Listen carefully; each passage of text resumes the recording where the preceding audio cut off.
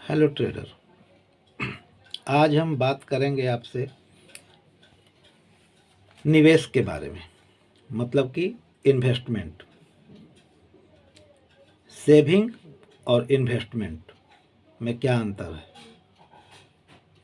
यदि आप कोई भी काम कर रहे हो, बिजनेस हो, नौकरी हो, कोई भी काम हो, उसमें आप अपने बचत को, जो बचता है खर्च करके, सारा खर्च करने के बाद जो बचता है, उस पैसे को आप क्या करते हैं, सेव करते हैं या इन्वेस्ट करते हैं। सेविंग का मतलब मोटा मोटी आप किसी बैंक में डाल दिए, एफडी कर दिए, उस पर आपको मुश्किल से 4 से 5% ब्याज मिला, इंटरेस्ट मिला। वो हर साल मिलता है आपको। और इन्वेस्टमेंट का मतलब कि अपने पैसे को आप काम पर लगा दिए। जैसे बहुत सारे एसेट क्लास में कहीं भी आप अपने पैसे को इन्वेस्ट कर दिए और वहाँ पर उस पैसे को काम पर लगा दिए, वो पैसा आपके लिए कमा के और पैसा ला रहा है। जैसे स्टॉक मार्केट है, बॉन्ड है, रियल एस्टेट है, ये सब है। तो रियल एस्टेट में तो खैर बहुत ज़्यादा पैसे की आवश्यकता होती है, उसको तो अभी आप छोड़ ही दें, और अचानक से ज़रूरत पड़ेगा तो आपको वो पैसा आपके अकाउंट में आएगा भी नहीं।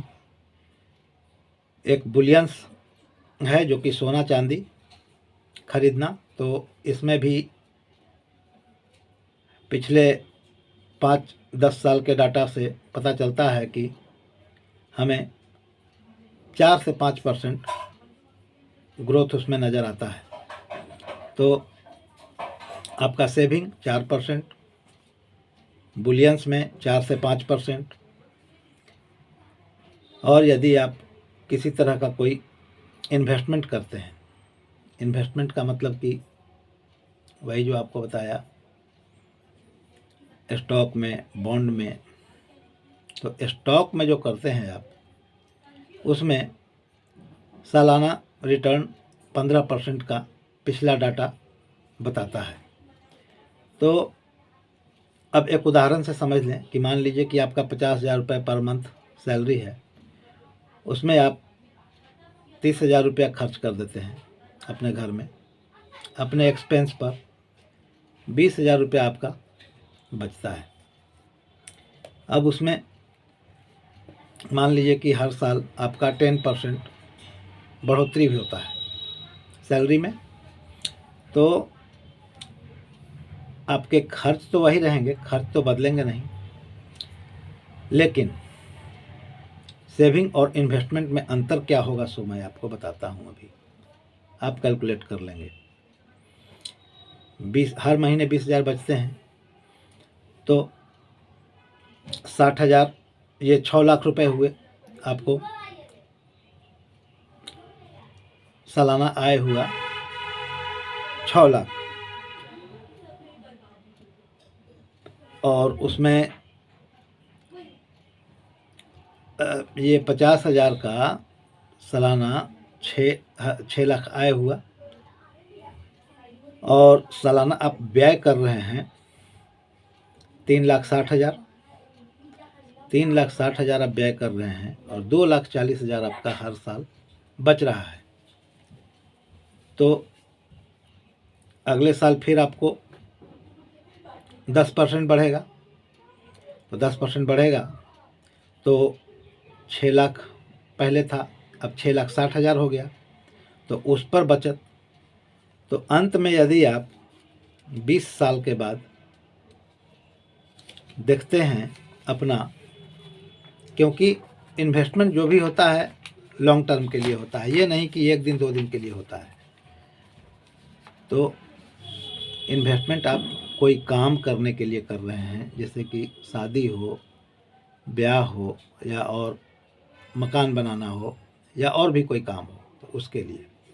तो ये डाटा निकल कर आता है कि आप 1,70,00,000 रुपए 20 साल के बाद जोड़ पाएंगे। ये जो 20,000 रुपये हर महीने जो आप बचत करते चले गए शुरू से, और उसके बाद जो हर साल 10% आपका बढ़ता चला गया, तो उस पर आप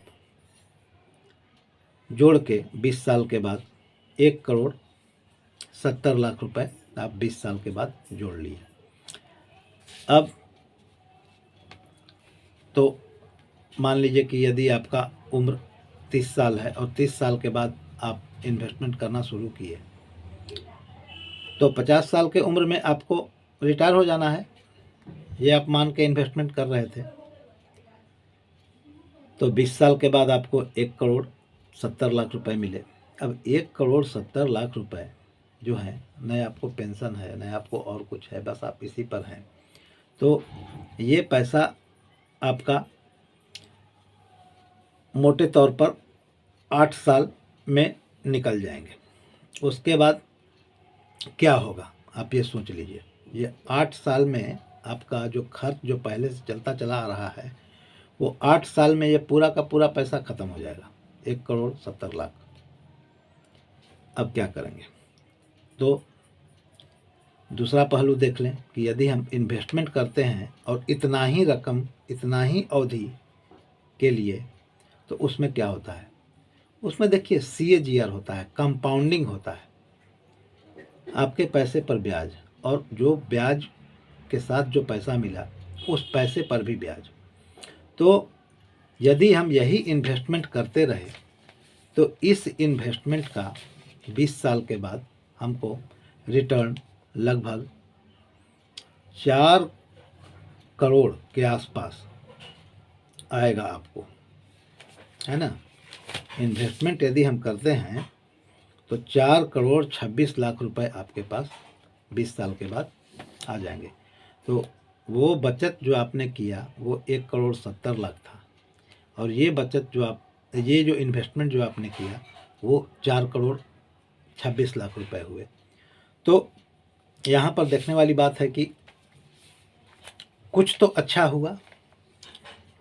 आप यदि इसका 25% भी अपने खर्च के लिए रखें और बाकी पैसे को